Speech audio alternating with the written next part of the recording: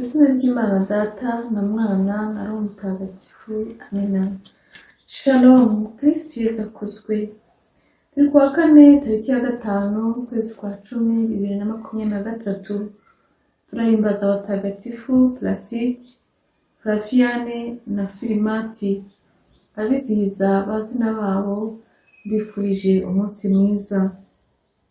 Isomo rya mbere turisanga mu gitabo cya Nehemiya, umutwe wa 8, umurongo wa 1 kugeza ku wa 4a, umurongo wa 5 kugeza ku wa 6, n'umurongo wa 8 kugeza ku 12.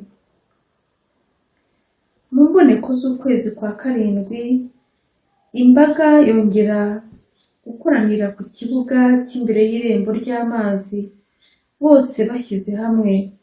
Nuko babwira Ezira umwanditsi ngo azane igitabo cy'amategeko ya Musa Uhoraho yari yarahaye Israheli. Bavandimwe, iyo usomye ibitabo byo mu Isezerano rya kera, ureba ukuntu amategeko y'Uhoraho yabaga ari hafi, ari mu mutima, ariko hari n'abantu bayibutsa abandi.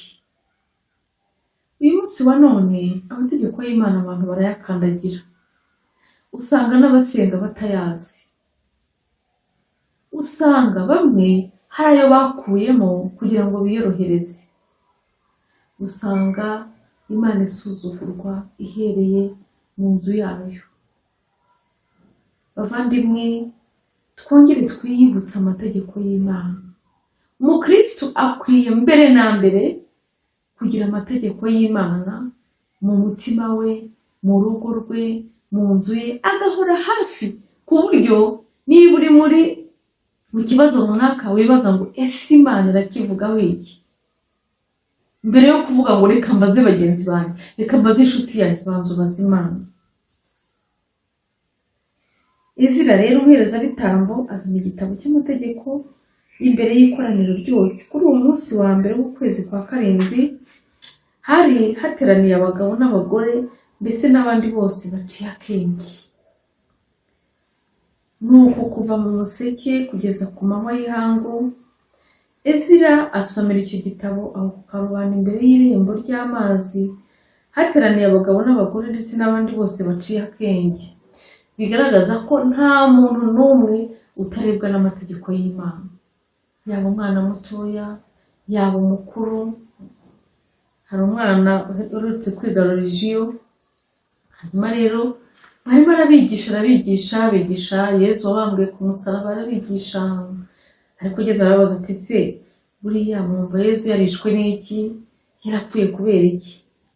Umwana amanika agatoki ati mwana, ati buriya baramuroze.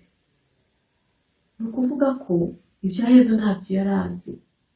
Niba utaganiriza abana bawe ngo babwire ibya Yesu mu rugo, muganire ku ijambo ry'Imana, kuri ya mategeko y'Imana, abana bawe bazakura batazi Yesu. Kandi uko abantu bimura Yesu mu buzima bwabo, niko ibibazo biza. Niko ubyara abana banywa urumogi, niko ubyara abana bajya mu muhanda. Uko umugabo adasenga n'umugore badasenga, niko bajya mu ngeso mbi. Umutima uzirikana amategeko y'Imana, ukayakurikiza, ugira ukubaho, ugira ibyo utinya.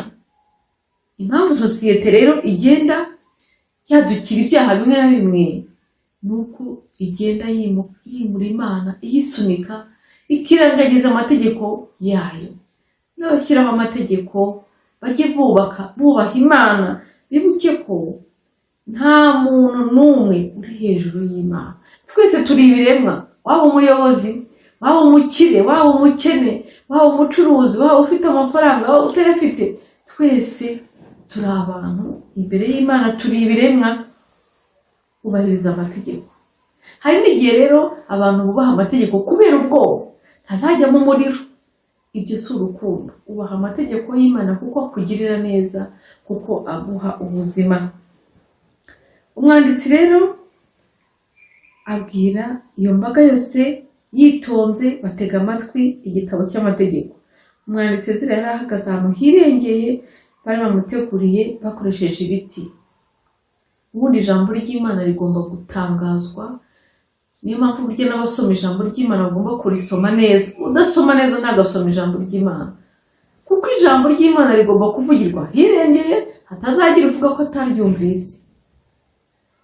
Rigasomwa neza, rigasomwa mu cyubahiro, kandi abantu bose bakaryubaha.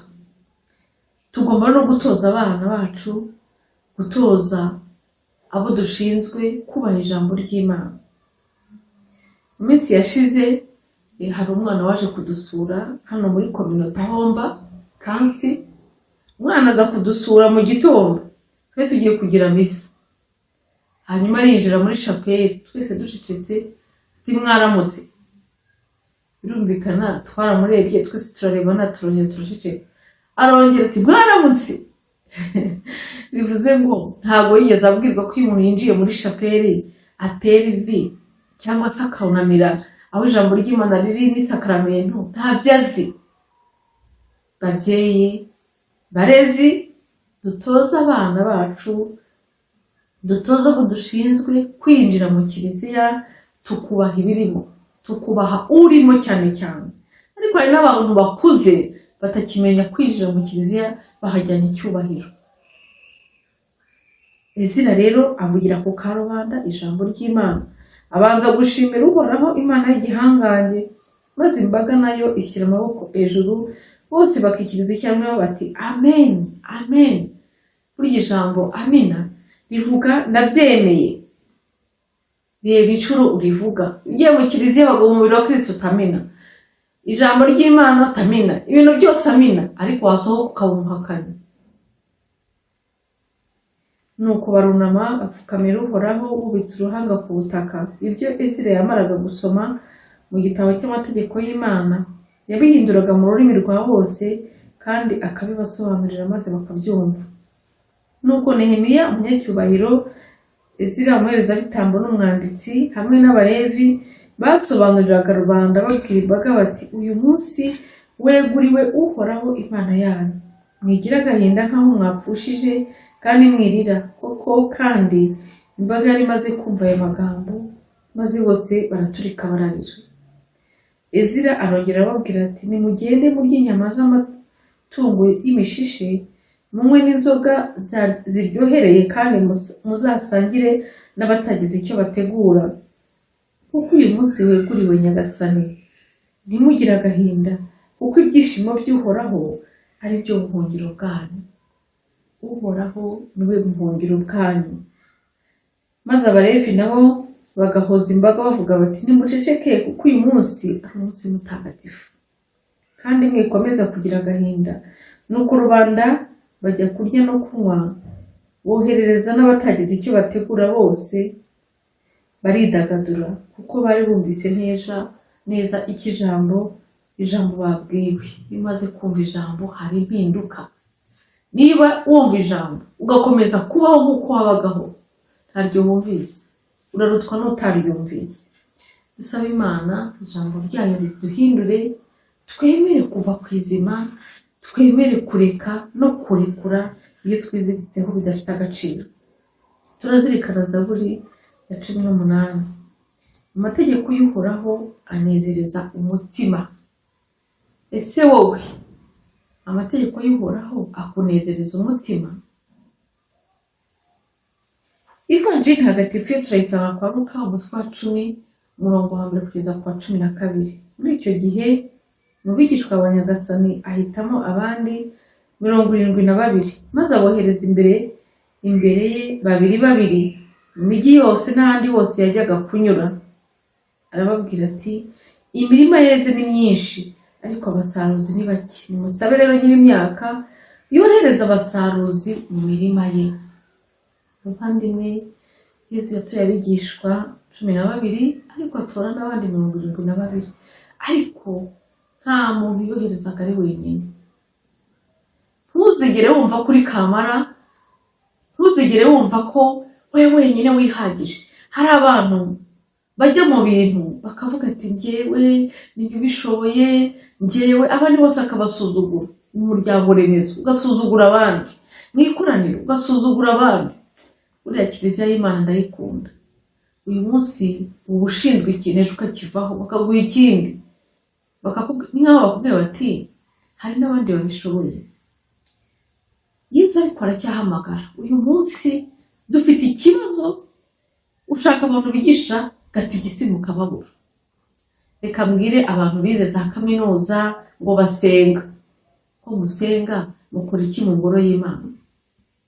Usanga abantu bigisha gatigisimu mu maparuwasi menshi ari abantu batize, ari abantu bakukuza, abantu b'abasore, abantu b'inkumi, abantu b'abagabo n'abagore b'ibikwerere, bari aho ngaho ahubwo bavuga ibitagenda neza. Umwana wanjye igira amasaka yo kwigisha n'umuntu, cyo n'umuntu udasobanutse, wese gusobanutse ukuri iki? Yesu ati imirima yeze ni myinshi ariko abasaruzi ni bake. Abantu babasenga bafite amagurupe de priere, ariko wagera mu bigisha gatigisi mukababura, wagera mu bayobora imiryango remezo ukababura. Ukora iki mu ngoro y'Imana? Mu ngoro y'Imana nta bashomeri babamo. Genda rero uyu munsi usaba akazi kandi urahita ugahabwa, ko nta nubwo muri ngoro y'Imana ntabwo duheza, ntabwo dukoresha n'ibizamini, ariko no kuba mu nzu y'Imana ntacyo ukora rwose warangiza ukirirwa wirata ngo uri umukristo usumaze iki? Dusabire ab'Imana ihamagara bakanga kwitaba, dusabire abahamagawe bananiwe, dusabire abahamagawe babihiwe, dusabire abahamagarwa bakagira ubwoba, kugira ngo abo bose Nyagasani abahe imbaraga. Yesu ati dore mbohereje nk'intama mu birura, ntimugire icyo mujyana, kaba agasaro k'ibiceri, waba umufuka, zaba inkweto, kandi mwirinde guhera mu nzira muramukanya, mwirinde guheranwa n'ibidafite akamaro. Urugo rwose mwinjiyemo mubanze muvuge muti amahoro kuri iyi nzu. Na Yesu rwose yaradukoreye. Iyo tugiye kwamaza inkuru nziza ntabwo tuba tujyanye amafaranga. Hari n'igihe tugenda abantu bakatwitiranya n'amafaranga. Hari abantu bagira ngo ariko mase buriya rwose kuba uvuga ijambo ry'Imana buriya warakize ufite amafaranga menshi. Ndagira mbabwire ko ari umurimo mutagatifu dukora nta gihembo. Ndashimira cyane abantu bamfasha. Mu minsi ishize hari igishwi ryanjye ryabaga ryananiwe, none umukristo yanguriye ka mikoro, rwose ntukazajya uvunika ntuguriye ka mikoro, Imana imuhe umugisha. Ni ukuri yaranduhuye. Rero hari abantu bagira uruhare mu kwamamaza inkuru nziza, Imana ijya ibaha umugisha mu buryo bunyuranye. Wowe se ukora iki? Imana iduha imbaraga zo kwitangira inkuru nziza kugira ngo imenyekane. Yesu ati mujyane amahoro, nanjye niyo naje kwamamaza. Gira amahoro. Yesu aduha amahoro, abo tugezeho, abo duhura mu nzira, abo tubana, nimugira amahoro. Nibwo bukungu bwa mbere dufite butagurishwa, kandi tutigeze natwe tugura, twabuhawe ku buntu. Nukuri Yesu yaduhaye amahoro. Reka nawe nyakwifuriza. Niba umuntu w'amahoro, amahoro yanyu azamusakaraho, nahabura azabagarukira. Mugume muri iyo nzu kandi munywe murye icyo babahaye, nta gutera amahane. Hari n'abantu bajya gusura abantu bagatera amahane. Umuntu akaba yaragiye gusura abantu bati nge ntabwo ndya ibi n'ibi, watashye wanyuze. Akira icyo uzimaniwe ukishimire. Niba utakishimiye haguruka utahe ugende, ujye guterura amahane mu ngo z'abandi. Hari n'igihe abantu baba ari abashomeri, kuko batera amahane mu nzu z'abandi. Urumva mu amafaranga y'itike baragushinzwe, wagiye kubasura nta tike ufite kubera iki? Muri budget yawo bagushyizemo, mu igenamigambi ryawo bagushyizemo ko uzaza udafite itike. Urabibateguje se? Tugeze umukristo agenda gutera ibibazo no guteza ibibazo aho ageze. Umujyi wose muzinjiramo bakabakira, muzarye ibyo babahereje, mukize n'abarwayi, muhasanze kandi mubabwire muti ingoma y'Imana ibari hafi. Naho rero umujyi wose muzinjiramo ntibabakire, muzajye mu materaniro yabo muvuge muti dore n'umukungugu umujyi wanyu wadufashe ku birenge turawukunguse kandi turawubasigiye. Icyo kora mubimenye neza, ingoma y'Imana ibari hafi. Ndabibabwiye kuri wa munsi w'urubanza Sodoma izababarirwa kurusha uwo mujyi. Nukuri warabyumvise, Imana iri hafi, Yesu ari hafi, Yesu arakomanga ku muryango w'ubuzima bwawe. Niwanga kumva ntibazakumbaza, Imana ntizakumbaza. Reka twese rero tuve ku izima tugarukire Imana, icyo Imana itubwira tugikore. Muvandimwe, kuri uyu munsi ndakwifuriza amahoro ya Kristo, kandi Kristo abane nawe, akwiyereke, kandi umugisha we uguhoreho urakabaho. Izina ry'Imana Data na Mwana